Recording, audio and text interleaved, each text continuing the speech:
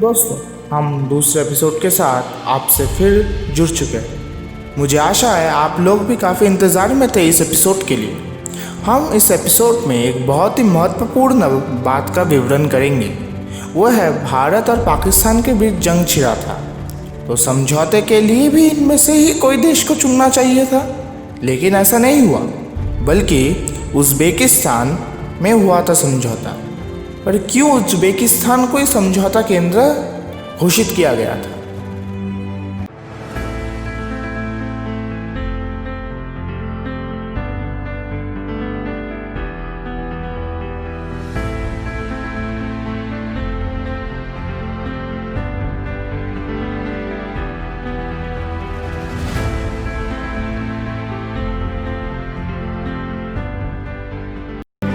Uzbekistan उस समय Soviet union का एक राष्ट्र था और सोवियत हमेशा चाहता था कि वह भारत और उपमहादेश के साथ एक अच्छा शांतिपूर्ण रिश्ता बनाए रखे।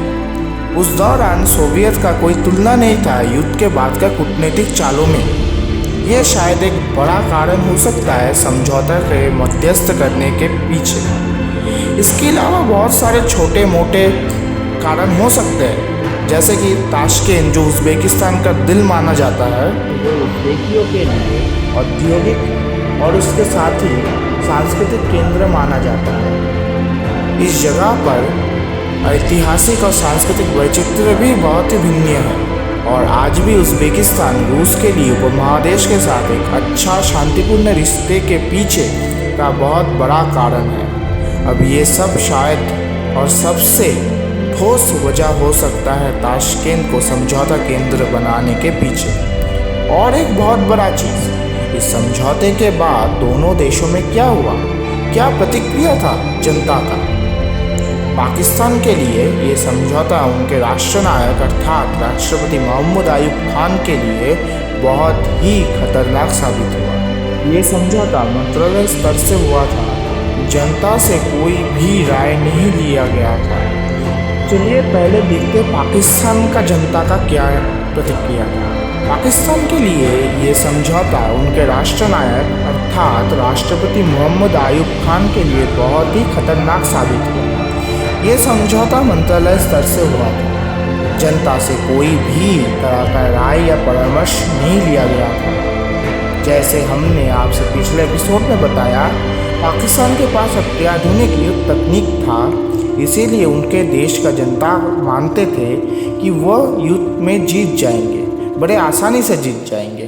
पर इस समझौते से पूरा आवाम गुस्सा हो गया सरकार के ऊपर और पाकिस्तानी आवाम मानने लग गया था कि पाकिस्तान रणभूमि में तो जीत गया, लेकिन टेबल और कागज़ों में हार गया। इससे उनके राष्ट्रपति का व्यक्तित्व पर एक भारी आघात पहुंचा, जिससे आने वाले चुनाव में उनका सरकार गिर गया।